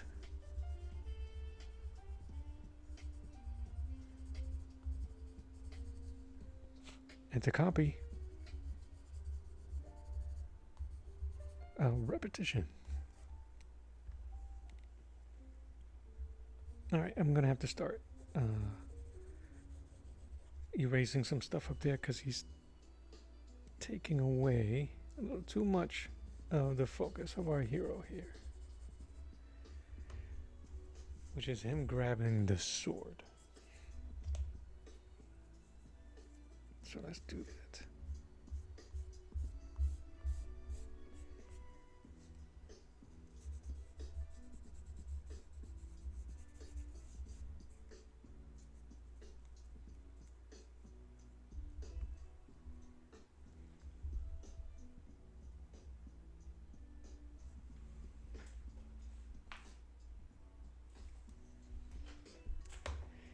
That mouth is bothering me.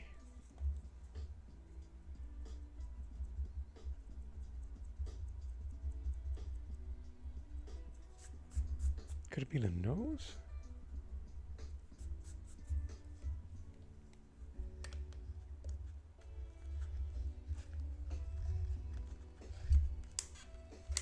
So I think that's what I'm gonna do. There's so many things in the air to do. I don't mind it.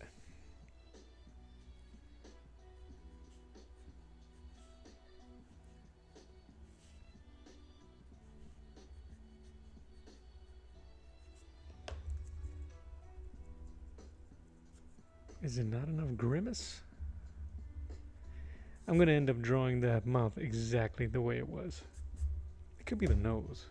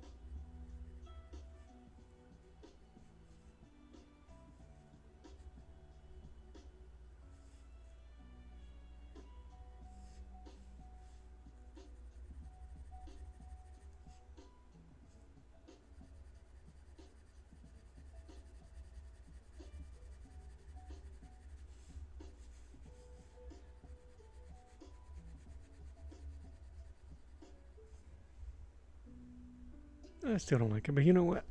I think we're gonna be okay.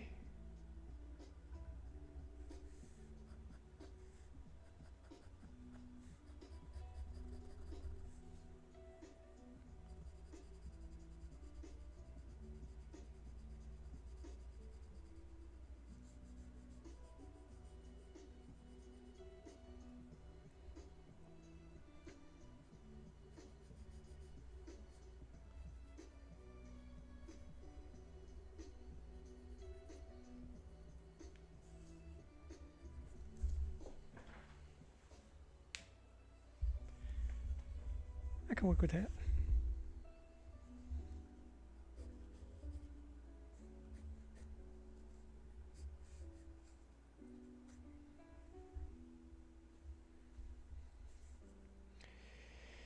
So, where's my lighting? It's kind of like from here, right? Because half of his head is in light.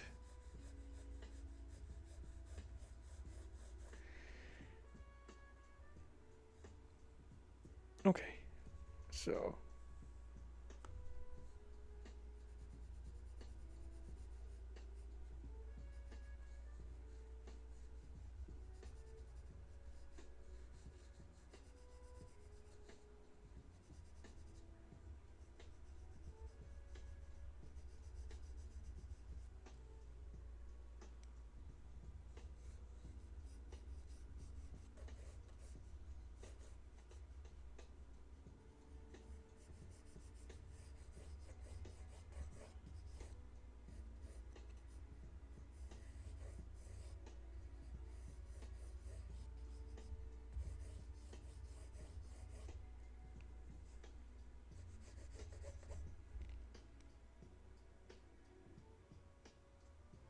thanks, man. Oh, these here, and that's using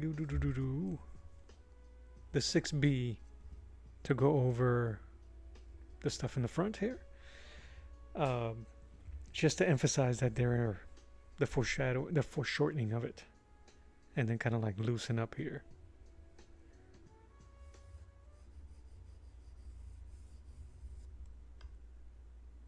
That's not too bad.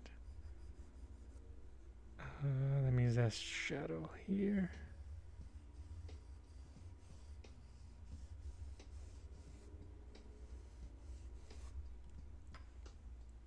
Something like that.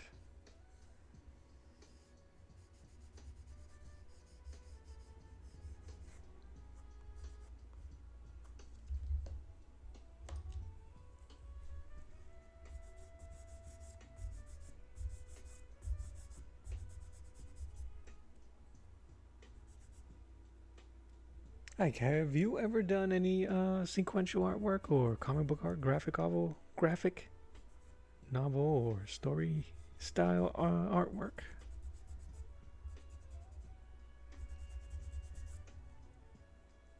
Make that bright. Bright, bright.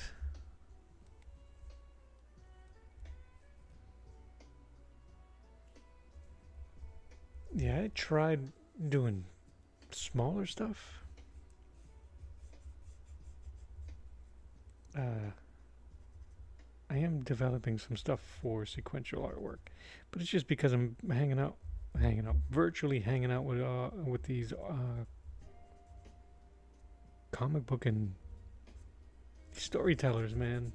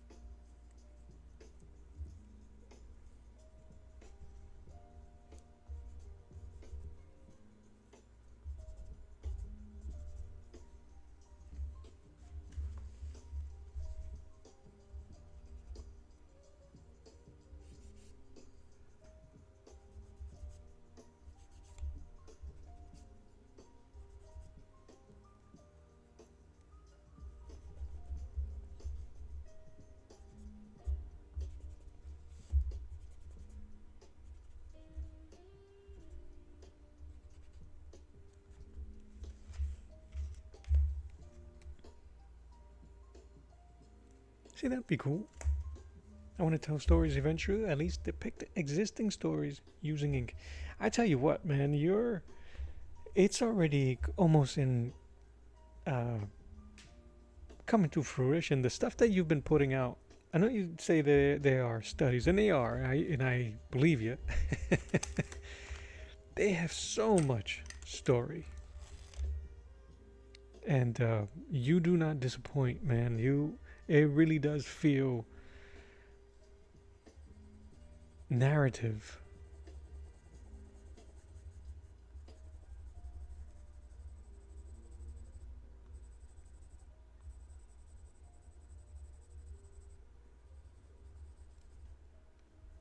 Oh yeah, man, you're very welcome, man. Very welcome.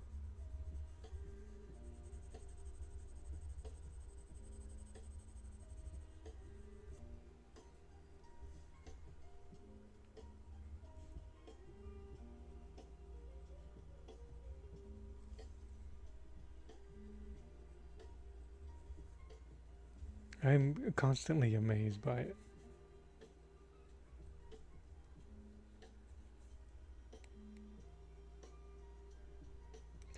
The goal, that'll be dope. Man, you really, all without reference. That's hard, man. That's really hard. Even, yeah.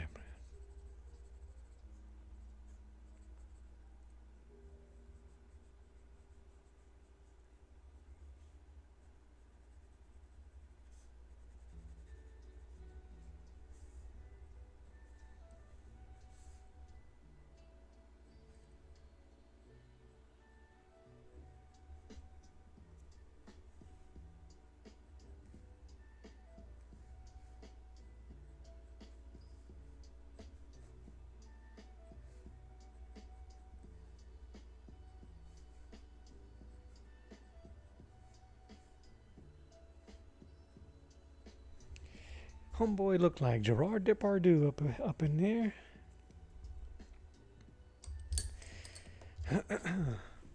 Yeah, man. Are you talking about figure drawing in memory? Because I think you could. I think you could do that. But if you're talking about a scene, you know what? Nah, man. I'm gonna hold my tongue, brother. You know why? Because I know that you are going to attain that, and that it's gonna be amazing.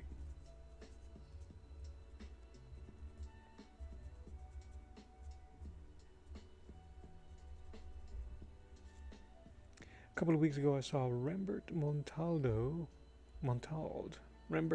do a scene from Imagination on Proco. I'm gonna have to check it out.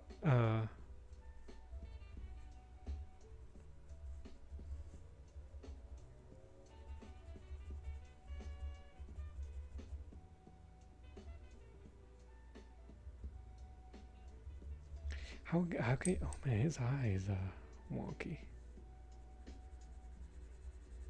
So you get rid of it. Fixed it. People in motion next to other objects, cars, animals. Yeah.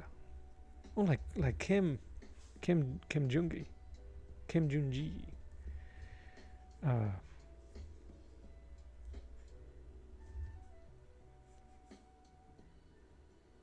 I don't have the mental Rolodex for it.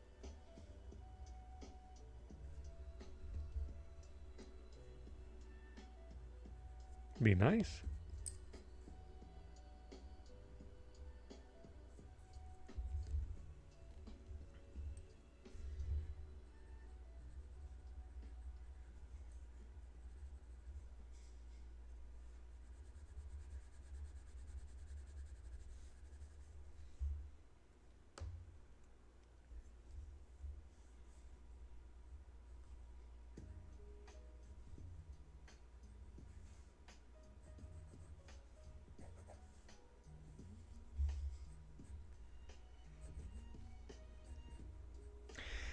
There's got to be a code, right? There's got to be a code that his mind has cracked. There has to be something where he can imagine the piece from its basic shape, from the basic form,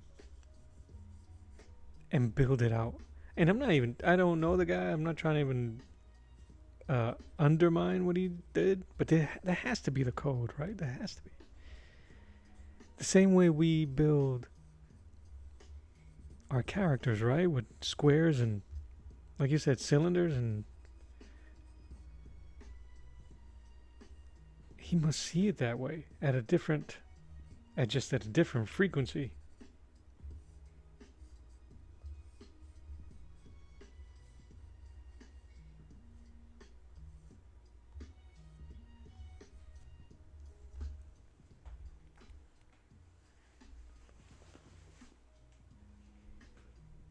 I wonder if this will read if I darken here, but I don't want to.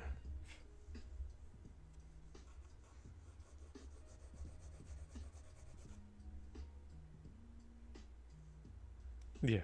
See, I don't. I do not have a mental. For everything that I've learned, I've forgotten something.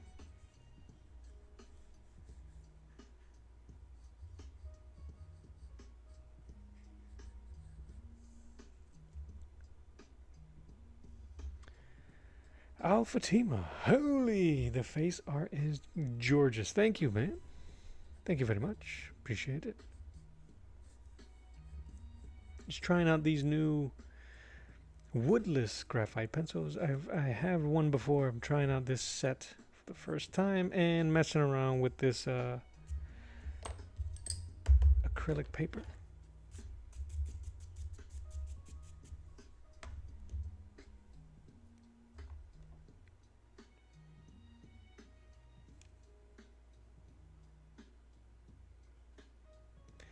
And a step-by-step road. Yeah. Well, that's the thing that I was talking about. Like, to copy that dude would be almost incomprehensible, because we don't know how long it took him for his aha moment, for everything to click. Sorry, you guys, unless you guys like this stuff.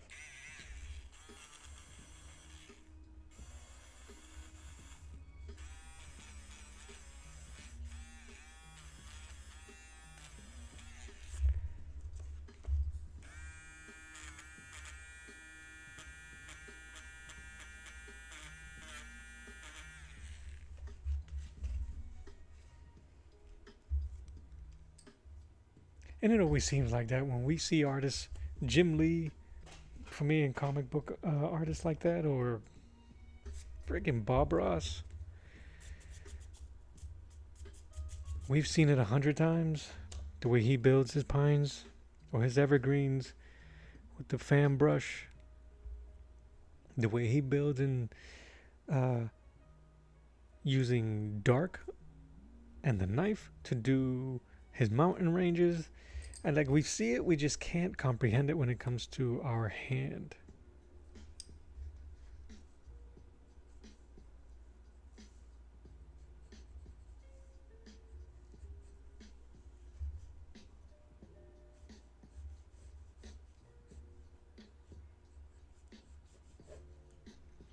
But yeah, like we were saying, 1,000 times. They've done it 1,000 times.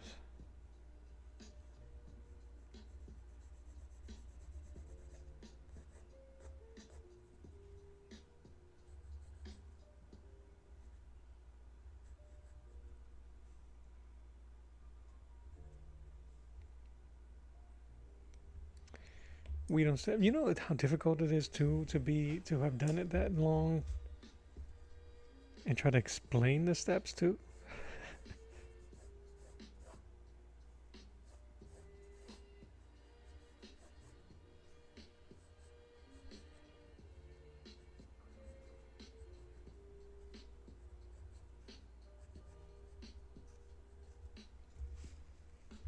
But there's so much stuff I want to try to do this year. Right now, though, I think I'm gonna stay the course. I'm gonna keep messing around with these drawings, getting better. I'm going to try to meet and collaborate with as many artists as humanly possible.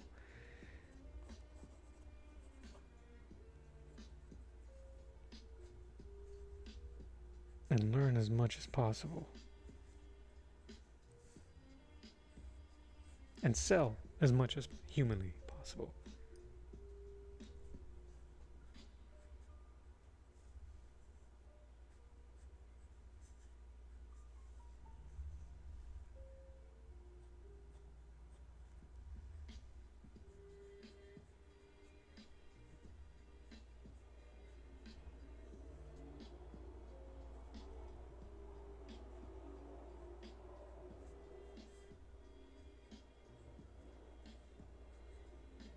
I'm doing a lot more paintings and even drawings on canvas or canvas boards where I don't get the opportunity to scan them in or do prints. So I'm trying to sell original art. Make it happen. He does explain it, but it still seems impossible. Yeah, I bet it does. I'm going to have to check it out. I wonder if I've seen... Give me 1 second, team. I'm going to check out...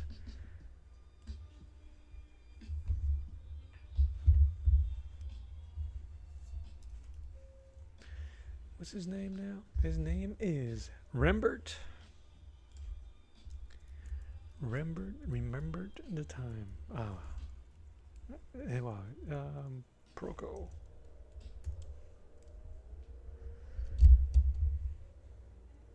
Ooh, I've seen this dude's work before.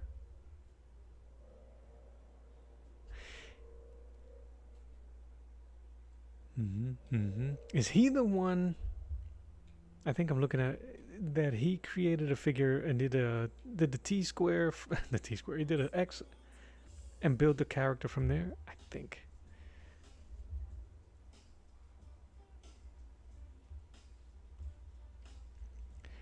Perspective trick. Oh, it's alive. Okay. I think I have seen it. I have seen that do stuff before. That's very much like Kim Jung-gi. Kim Jung-gi.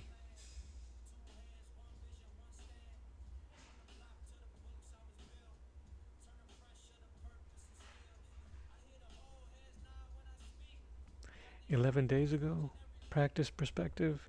All right, I'm gonna have to dig through. I think you've introduced them to me before.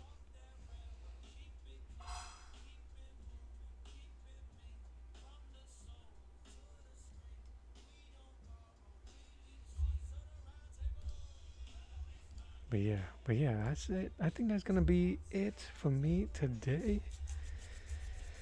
That's not too bad. A little over 2 hours. I'm glad I was able to mess around and do this today. Do a little bit of hand practice. Mess with my new tools. I got my wet palette ready. I'm just gonna keep studying. Tomorrow, I'll let tomorrow worry about tomorrow. We'll figure it out, but I will be here. I really appreciate you guys hanging out. I absolutely appreciate it. I'm going to let the music play me out. I'll see you guys tomorrow. This is Art to the Round Table. Ike, appreciate you hanging out with me always. Nova Draw, Fatima, Saboteur, everybody, thank you so much. This is Art to the Round Table. My name is Mello. God bless you. I love you, mean it. Until next time, I will draw you later. Bye-bye.